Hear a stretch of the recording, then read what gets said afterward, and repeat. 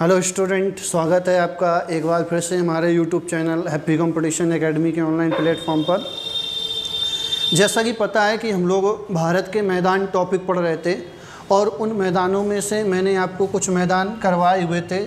पश्चिमी घाट के मैदान मैंने आपको करवाए थे और उसमें हमने आपको गुजरात का मैदान करवा दिया था। गुजरात का मैदान मैंने आपको करवा दिया था और गुजरात के मैदान के बाद आज हम लोग दूसरा मैदान स्टार्ट कर रहे हैं जाके।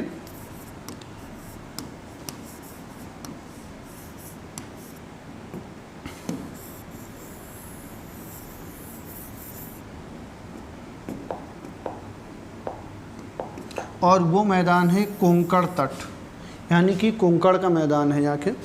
अगर कोंकण के मैदान की बात करें तो ये जो गुजरात का मैदान है उस गुजरात के मैदान के दक्षिण में स्थित है जाके। और जो ये विस्तार है ये दमन से लेकर गोवा तक फैला हुआ है। दमन से लेकर गोवा तक फैला हुआ है और इसकी जो लंबाई है वो टोटल लंबाई है 500 किलोमीटर। कितनी लंबाई है? 500 किलोमीटर इसकी लंबाई है। तो चलिए देखते हैं यहाँ के कोंकण के मैदान को। देखिए, जो कोंकण का मैदान है, अगर हम लोग इसकी स्थिति की बात करें तो स्थिति क्या हो जाएगी? यह गुजरात के मैदान के दक्षिण में स्थित है यहाँ के। गुजरात के मैदान के दक्षिण में स्थित है यहाँ के। दूसरा, दमन से लेकर कहाँ तक फैला हुआ है? गोवा तक फैला हुआ है और इसकी जो लंबाई है वो कितनी है? 500 किलोमीटर है यहाँ के। और चौड़ाई की बात करें तो चौड़ाई है इसकी 50 से लेकर 80 किलोमीटर तक है यहाँ के। आगे कहा गया इस मैदान में समुद्री क्षरण के, क्षरण का मतलब होता है समुद्र के कुछ भाग जब अलग होते हैं, छोटे छोटे टुकड़े अलग होते हैं तो कुछ लक्षण दिखाई देते हैं जिनसे अरब सागर में चट्टानें दिखाई देती हैं यहाँ के। छिछले जलचर, वही जलचर का मतलब छिछले क्या होता है? जैसे कहीं पानी भरा हुआ है, छोटा सा भाग अलग हो जाए, फिर पानी भरा हुआ है, वहाँ छोटा सा भाग अलग हो जाए, तो ये छिछले जलचर होते हैं। प्रवाल यानी कि कोरल और द्वीप शामिल हैं। मतलब इसमें समुद्र के क्षरण होने के कुछ लक्षण दिखाई देते हैं और उन लक्षणों में अरब सागर में क्या शामिल हैं? चट्टानें शामिल हैं, छिछले जलचर शामिल हैं, प्रवाल शामिल हैं और द्वीप शामिल हैं यहाँ के। ठीक है, आप लोग इसका स्क्रीनशॉट लीजिए जल्दी से।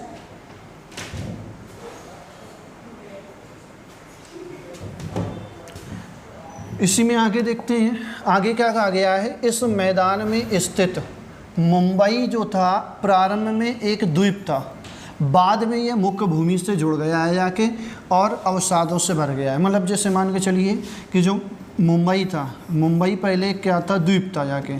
बाद में क्या हुआ? जैसे समुद्र का एरिया है, यहाँ से अवसाद भर गए, सेडिमेंट भर गए और फिर जाके ये मुख्य भूमि से क्या हुआ? जुड़ गया जाके। ठीक है, और क्या कहा गया है? कोंकण तट पर छोटी खाड़ियाँ और समुद्र तटों की क्या पाई जाती है? एक श्रृंखला पाई जाती है। यानी जो कोंकण तट है इसमें छोटी छोटी घाटियाँ पाई जाती हैं, खाड़ियाँ पाई जाती हैं और समुद्र के क्या पाए जाते हैं? तट, और उनकी पूरी एक सीरीज बनी हुई है यहाँ के। ठीक है, इसके बाद देखते हैं नेक्स्ट जो मैदान आता है वो आता है कर्नाटक का तटीय मैदान। कर्नाटक का तटीय मैदान, इसको मैप में एक बार इसकी स्थिति देख लेते हैं यहाँ के।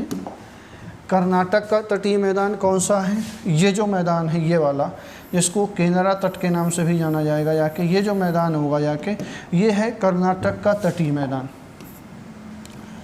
तो कर्नाटक के तटीय मैदान की क्या विशेषता है जाके?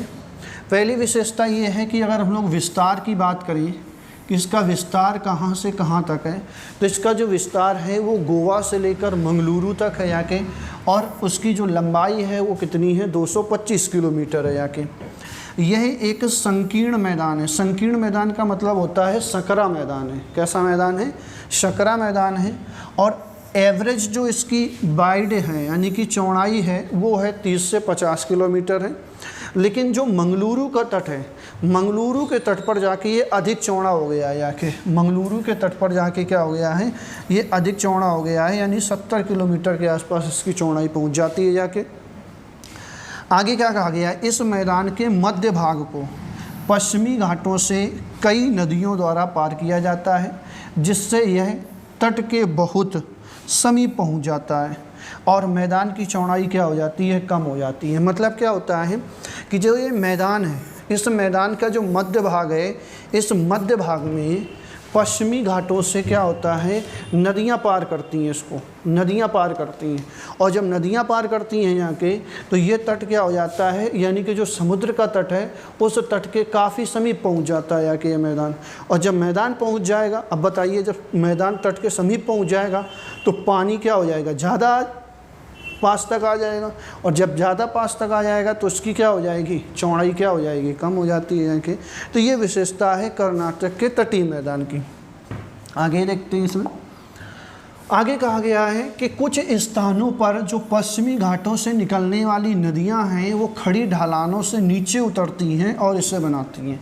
यानी कि जो कुछ स्थान हैं पश्चिमी घाटों से जो नदियां हैं वो खड़ी ढलानों से उतरती हैं, क्योंकि पश्चिमी घाट पर ज़्यादातर नदियां एस्चुरी बनाती हैं। और जब एस्चुरी बनाती हैं यहाँ के, तो वो नदियां क्या होंगी, घाटियों से नीचे सीधे उतरती हैं यहाँ के, और क्या बनाती हैं, झरने बना देती हैं। क्या बना देती हैं, झरने बनाती हैं यहाँ के, नीचे गिरेंगी जाके। ठीक है, उदाहरण में देखिए क्या कहा गया है, इसमें उदाहरण में देखिए क्या कहा गया है कि शरावती नदी ढलान पर नीचे गिरते समय कौन सा जलप्रपात बनाती है, जोग जलप्रपात बनाती है, और विश्व के सबसे ऊंचे झरनों में से एक है ये। यानी कि ये ध्यान रखना है कि उदाहरण में कि जो जोग जलप्रपात है, जोग जलप्रपात है वो किस नदी पर स्थित है, शरावती नदी पर स्थित है। बात क्लियर हुआ या कि। अगला देखते हैं, अगला जो मैदान है वो है केरल का मैदान। केरल के मैदान की विशेषताएं देखते हैं, क्या कहा गया है। इसको मालाबार मैदान के रूप में भी जाना जाता है। किसके रूप में जाना जाता है, मालाबार मैदान के रूप में जाना जाता है। या कि विस्तार मंगलुरु से कन्याकुमारी तक इसका विस्तार माना जाता है। और कितना विस्तार माना जाता है, तो 500 किलोमीटर विस्तार माना जाता है। आगे क्या कहा गया है, झीलें, लैगून, बैकवाटर आदि की उपस्थिति इसकी मुख्य विशेषता है। यानी कि इस मैदान में झीलें भी पाई जाती हैं, इस मैदान में लैगून भी है, लैगून झीलें भी हैं एक तरह का। जो समुद्र का ये जो बैक वाटर है ना, बैक वाटर क्या होता है, जैसे क्या होता है, इस समुद्र का किनारा है, समुद्र का किनारा है, इससे जब लहरें निकलती हैं यहाँ के तो इस तरह से जाती हैं यहाँ के मैदानी भागों में, और फिर जब ये वापस आती हैं इस तरह से ये वापस आती हैं तो इसको बोला जाता है बैक वाटर। क्या बोला जाता है, बैक वाटर बोला जाता है यहाँ के। तो यहाँ की मुख्य विशेषता ये मानी जाती है यहाँ की। आगे क्या कहा गया, केरल के बैक वाटर को कयाल के रूप में जाना जाता है। यानी केरल में जो बैक वाटर होता है, पहले समुद्र का जल आगे बढ़ता है ना, जैसे बीच में समुद्र की लहरें आ रही हैं, फिर वो लहरें वापस लौटती हैं जब, तो उसको ही क्या बोला जाता है, बैक वाटर। और केरल में उसको क्या बोला जाता है, कयाल बोला जाता है। क्या बोला जाता है, कयाल बोला जाता है। जो समुद्र के उथले लैगून या खाड़ी हैं, जो क्या है, समुद्र के उथले लैगून या खाड़ी हैं और समुद्र के समांतर स्थित हैं। समुद्र तट के क्या हैं, समांतर में स्थित हैं यहाँ के। ये चीज़ ध्यान रखना है यहाँ के। ये 2 पॉइंट आपके इम्पोर्टेंट, ये 2 पॉइंट ज़्यादा इम्पोर्टेंट है, यहाँ के ध्यान रखना है यहाँ के। ठीक है, अगली विशेषता देखते हैं, क्या कहा गया, जो वेम्बनाड झील है रामसर आर्द्रभूमि में से एक सबसे बड़ा बैक वाटर है, जिसकी लंबाई 75 किलोमीटर और चौड़ाई 5 से 10 किलोमीटर है। यानी कि जो वेम्बनाड झील है, वेम्बनाड झील वो रामसर आर्द्रभूमि से एक क्या है, सबसे बड़ा क्या माना जाता है, बैक वाटर माना जाता है यहाँ के। ठीक है, अगला देखते हैं इसमें। अगला जो है, अब जो हम लोग पढ़ रहे हैं वो पढ़ रहे हैं पूर्वी तटीय मैदान। क्या पढ़ रहे हैं, पूर्वी तटीय मैदान पढ़ रहे हैं। पूर्वी तटीय मैदान की क्या विशेषता है, कहा गया ये पूर्वी घाट और भारत के पूर्वी तट के मध्य स्थित है। देखिए इनको दिखाते हैं आपको एक बार, इनको दिखाते हैं, मैप में देखते हैं यहाँ के, मैप में देखते हैं यहाँ के। देखिए ये है, ये आपका पूर्वी तट है, ये क्या है, आपका पूर्वी तट है। और पूर्वी तट के जो ये मैदान है इनके बारे में हमें पढ़ना है यहाँ के। ठीक है, एक तो यहाँ पे पूर्वी घाट हो गया और ये पूर्वी तट हो गया, तो इनके बीच में स्थित है पूर्वी मैदान। और देखो कौन कौन सा है, एक है उत्तरी सरकार, एक कौन सा मैदान है, उस मैदान को बोलते हैं उत्तरी सरकार। दूसरा है आपका कोरोमंडल तट, दूसरा कौन सा है, कोरोमंडल तट। तो ये 2 प्रमुख पूर्वी तट के मैदान माने जाते हैं, 2 प्रमुख पूर्वी तट के मैदान माने जाते हैं। और इनकी क्या विशेषताएं हैं, उन विशेषताओं को देखते हैं आगे। क्या कहा गया है इसमें कि पूर्वी घाट और भारत के पूर्वी तट के मध्य स्थित है जाके, और पश्चिम बंगाल और उड़ीसा के मध्य स्थित है। ज़्यादातर किसके बीच में स्थित है? पश्चिम बंगाल और उड़ीसा के बीच में स्थित है। और इनके साथ जो सीमा बनाती है वो कौन सी नदी बनाती है? सुवर्ण रेखा नदी से लेकर कन्याकुमारी तक फैला हुआ है। यानी कि इनका जो विस्तार है वो पश्चिम बंगाल उड़ीसा सीमा से जो सुवर्ण रेखा नदी है वो बनाती है, और कन्याकुमारी तक ये क्या है? मैदान फैले हुए हैं यहाँ के। आगे क्या कहा गया है? जो इसकी पश्चिमी सीमा है वो पूर्वी घाट की अविचित्र रेखा है। यहाँ की जो पश्चिमी सीमा है वो पूर्वी घाट की क्या है? धीरे धीरे से जो टुकड़ों में बटी हुई है, अविचित्र एक रेखा मानी जाती है यहाँ के, ठीक है, टुकड़ों में बटी हुई यहाँ की। यह महानदी गोदावरी, कृष्णा और कावेरी, कौन कौन सी? महानदी गोदावरी, कृष्णा और कावेरी नदियों द्वारा तटीय क्षेत्र के जलोढ़ जमाव के परिणाम स्वरूप निर्मित हुए हैं। जलोढ़ हमने बताया था आपको कि बाढ़ के साथ जो मिट्टी आती है बहकर, उस मिट्टी को क्या बोलते हैं? जलोढ़ मिट्टी बोलते हैं यहाँ के, ठीक है। अब इसमें क्या कहा गया है कि इसी मैदान में कुछ बड़े डेल्टा भी शामिल हैं। यहाँ पर क्या बनी हुई है? डेल्टा भी शामिल है। डेल्टा हमने आपको बताया था जाके, ठीक है। तो कमेंट में आपको बताना है विश्व का सबसे बड़ा डेल्टा कौन सा है और कहाँ पर स्थित है। ध्यान रखना, कमेंट बॉक्स में आपको बताना है विश्व का सबसे बड़ा डेल्टा कौन सा है और कहाँ पर स्थित है, ठीक है। आगे देखते हैं। नेक्स्ट कहा गया कि पश्चिमी घाट की तुलना में जो पूर्वी घाट के मैदान हैं वो व्यापक हैं। व्यापक का मतलब होता है विस्तारित। व्यापक का मतलब क्या होता है? विस्तारित है। यहाँ के ये पूर्वी घाट के मैदान पश्चिमी घाट की अपेक्षा ज़्यादा विस्तारी है, यानी ज़्यादा चौड़े हैं यहाँ के। और औसत चौड़ाई कितनी है? 120 किलोमीटर, जबकि वहाँ से 40-50 किलोमीटर थी जाकर, ठीक है।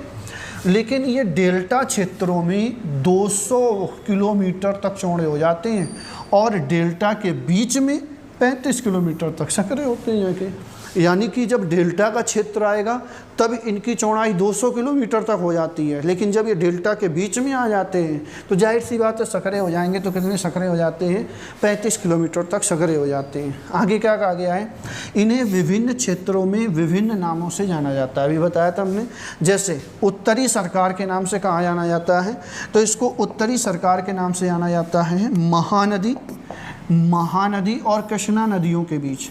अगर कोई भी मैदान महानदी और कृष्णा नदी के बीच में स्थित है तो उस मैदान को किस नाम से जाना जाएगा? उत्तरी सरकार के नाम से जाना जाएगा। और अगर कोई मैदान कृष्णा और कावेरी नदियों के बीच में स्थित है कृष्णा और कावेरी नदियों के बीच में स्थित है तो उसको क्या कहा जाएगा? कर्नाटक का मैदान कहा जाएगा, ठीक है। चलिए, अब जो कहा गया है आगे कि भौगोलिक विशेषताओं के आधार पर पूर्वी तटीय मैदान को कितने भागों में विभाजित किया जाता है? 3 भागों में विभाजित किया जाता है। किसके आधार पर? भौगोलिक विशेषताओं के आधार पर इनको कितने भागों में विभाजित किया जा रहा है? 3 भागों में विभाजित किया जा रहा है, जिसमें से पहला भाग कौन सा है? उत्कल का मैदान, ठीक है। स्क्रीनशॉट लीजिए आप लोग।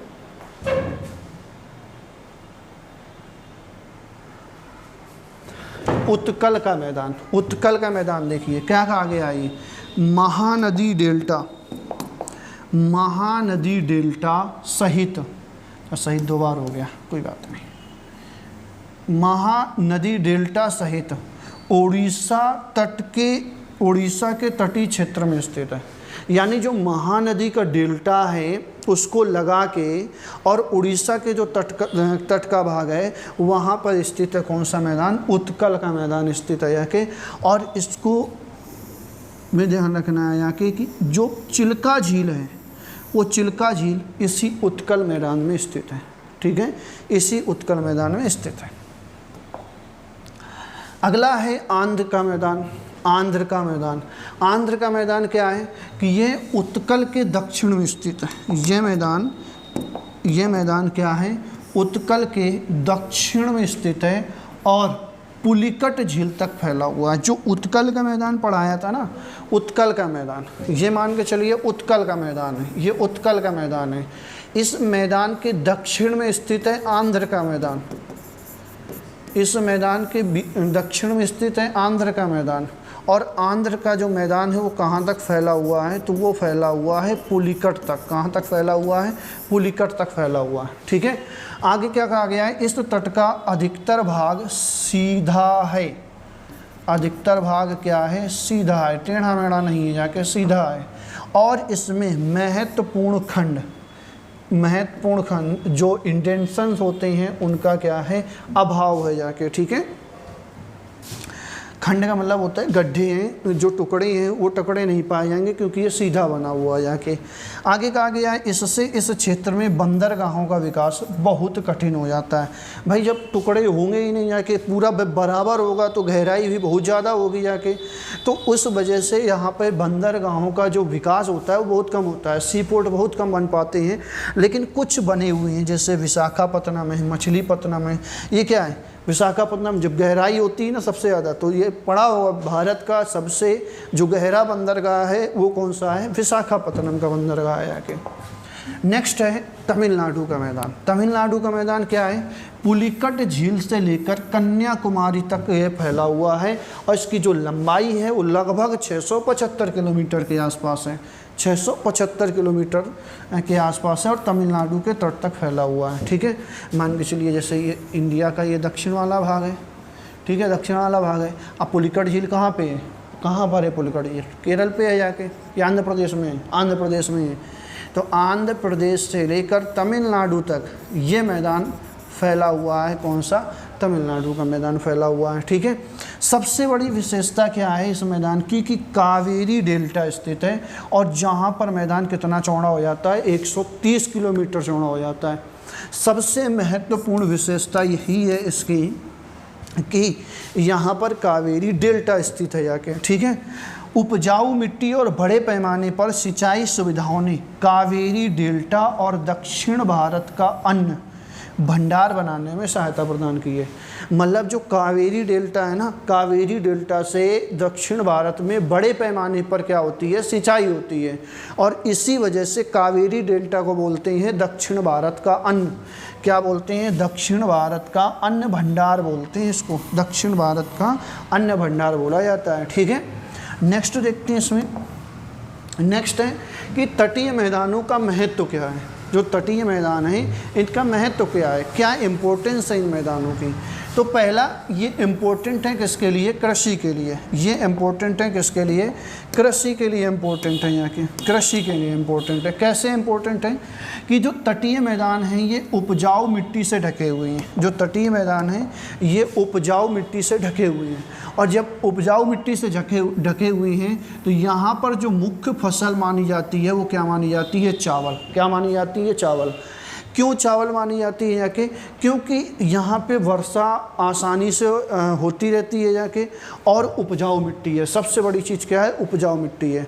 और जो तटीय मैदान होते हैं ये पूरा तट का क्या होता है, नारियल के वृक्षों से ढका है। भाई जाहिर सी बात है, आप लोगों ने देखा भी होगा जाके कि यहाँ पर नारियल के पेड़ केरल में, आंध्र प्रदेश में, तमिलनाडु में बहुत सारे नारियल के पेड़ पाए जाते हैं। मुंबई वगैरह महाराष्ट्र में यहाँ के, तो ये कृषि के लिए इम्पोर्टेंट होते हैं यहाँ के। दूसरा बंदरगाह, सी पोर्ट के लिए। अब जब बंदरगाह होता है यहाँ के तो समुद्री व्यापार आसानी से होता है यहाँ के। बंदरगाह होगा यहाँ के तो माल के आवागमन में आसानी रहेगी, सामान के आवागमन में आसानी रहेगी, उससे देश का क्या होगा, इकोनॉमिक कंडीशन अच्छी रहेगी यहाँ के। ठीक है, तो तट की पूरी लंबाई बड़े और छोटे बंदरगाहों से युक्त है यहाँ के, जो व्यापार करने में मदद करते हैं। भारत का लगभग कितने %, 98% अंतर्राष्ट्रीय व्यापार बंदरगाह के माध्यम से होता है। सोचो 98%। क्यों, क्योंकि बंदरगाह से जो सामान होता है वो सामान सरलता से, आसानी से और कम लागत में जा सकता है। कि इस वजह से भारत का जो इंटरनेशनल ट्रेड है यहाँ के उसका 98% किससे होता है, बंदरगाहों से होता है यहाँ के। और क्या विशेषता है, आर्थिक संसाधन है। देखो इस मैदान की जो तलछटी चट्टानें हैं वहाँ पर खनिज तेल बड़े भंडार पाए जाते हैं, पेट्रोलियम पाया जाता है। खनिज तेल का मतलब क्या होता है, पेट्रोलियम होता है। केरल की रेत में क्या पाया जाता है, मोनोजाइट पाया जाता है। क्या पाया जाता है, मोनोजाइट पाया जाता है। और मोनोजाइट एक क्या है, परमाणु ऊर्जा में प्रयोग होता है। ये एक तरह का रेडियो एक्टिव पदार्थ होता है यहाँ के। ठीक है, मछली पकड़ना तटीय क्षेत्रों में रहने वाले लोगों का एक महत्वपूर्ण व्यवसाय है और गुजरात के निचले इलाके नमक के लिए प्रसिद्ध हैं। भाई समुद्र के किनारे जो लोग रह रहे हैं उनका मेन काम क्या है? मछली पकड़ना। तो एक तरह का उनका क्या है? इकोनॉमिक कंडीशन हो गई ना मजबूत, मछली पकड़ेंगे, मछली को बेचेंगे। और यहाँ पे जो गुजरात के कुछ इलाके हैं वहाँ पे नमक का उत्पादन होता है, जैसे कच्छकरण क्या है? नमक उत्पादन के लिए प्रसिद्ध है यहाँ के। नेक्स्ट हम लोग बात करते हैं इसमें कि पूर्वी और तटीय मैदानों में अंतर क्या है। पूर्वी और जो पश्चिमी मैदान होते हैं, पश्चिमी तटीय मैदान होते हैं, इनमें अंतर क्या होता है? तो देखिए पश्चिमी तटीय मैदान क्या होते हैं? सकरे होते हैं, जबकि पूर्वी तटीय मैदान क्या होते हैं? व्यापक विस्तार होते हैं यहाँ के। पश्चिमी घाट छोटी छोटी विभिन्न पहाड़ियों में विभाजित है और जबकि ये निरंतर उत्तर से दक्षिण दिशा तक विस्तार है। यहाँ पहाड़ियाँ नहीं है जाके, ठीक है, यहाँ पे पहाड़ियाँ नहीं है जाके। दूसरा, नदियाँ एस्चुरी बनाती हैं और यहाँ पे नदियाँ व्यापक रूप से क्या बनाती हैं? डेल्टा बनाती हैं यहाँ के। और चौड़े महाद्वीपीय शेल्फ होने के कारण बंदरगाह निर्माण के लिए अनुकूल होते हैं। अभी हमने बताया पूर्वी घाट में बंदरगाह आसानी से बनते हैं यहाँ के, ठीक है, क्योंकि चौड़े मैदान होते हैं यहाँ के। नेक्स्ट है कि जो पूर्वी पश्चिमी घाट के मैदान है ये बंदरगाह के लिए ज़्यादा अनुकूल नहीं है जाके, हाँ अनुकूल है लेकिन इतने ज़्यादा अनुकूल नहीं है जाके। यहाँ पे जो वर्षा होती है पश्चिमी घाट में वो दक्षिण पश्चिम मानसून से भारी वर्षा होती है जाके। और बड़े पैमाने पर चट्टानी भाग है, हमने बताया था पश्चिमी घाट पर ज़्यादातर क्या हैं? चट्टाने हैं यहाँ के। लेकिन कोंकण तट पर एस्चुरी और मालाबार तट पर लेगून पाए जाते हैं। कोंकण तट पर क्या पाई जाती हैं? एस्चुरी, और मालाबार तट पर क्या पाए जाते हैं? लेगून पाए जाते हैं। वहीं अगर हम लोग पूर्वी तटीय मैदानों की बात करें तो उत्तर पूर्व और दक्षिण पश्चिम दोनों मानसून से यहाँ पे वर्षा होती है। उत्तर पूर्व से भी होती है और दक्षिण पश्चिम से भी होती है यहाँ के। और ये अधिकतर कैसे होती हैं? रेतीले होते हैं। भाई यहाँ पे तो चट्टानें होती हैं और चट्टानें होने के कारण रेत का कोई सवाल ही नहीं है, जबकि यहाँ पर क्या होंगे? रेतीले होंगे और रेत के टीले पाए जाते हैं और क्या पाई जाती हैं? लेगून पाई जाती हैं, ठीक है। तो मैंने आपको जो ये तटीय मैदान थे बहुत डिटेल से करवा दिए हैं जाके, आप लोग इनको पढ़िए। अगर कोई भी दिक्कत हो, कोई मन में आपके क्वेश्चन आ रहा हो, किसी भी तरह का डाउट हो तो आप कमेंट बॉक्स में तुरंत बताइए। और मैप में इधर लगा दे रहा हूँ, आप लोग मैप को एक बार फिर से अच्छे से देख लेना यहाँ के। अगर कोई दिक्कत हो तो आप ज़रूर पूछ सकते हैं यहाँ के, आप ज़रूर पूछ सकते हैं यहाँ के। देखिए ये पूर्वी तट के मैदान हो गए यहाँ के, ये आपके पश्चिमी तट के मैदान हो गए जाके। देखो यहाँ पे पहाड़ियाँ ज़्यादा पाई जाती हैं, यहाँ पे पहाड़ियाँ हैं लेकिन इस तटीय भाग में पहाड़ियाँ नहीं हैं यहाँ के, ठीक है, ये सीधा पाया जाता है यहाँ के। और इधर बंदरगाह ज़्यादा बने हुए हैं यहाँ के, ठीक है, इधर बंदरगाह ज़्यादा बने हुए हैं। बाकी मैंने आपको पूरा करवा ही दिया था यहाँ की ये सारी चीज़ें। तो ये जो टॉपिक था ये पूरी तरह से फिनिश होता है यहाँ के। अगर आपको वीडियो पसंद आई हो तो लाइक करें, कमेंट करें, शेयर करें और हमारे चैनल को सब्सक्राइब करें। Thank you.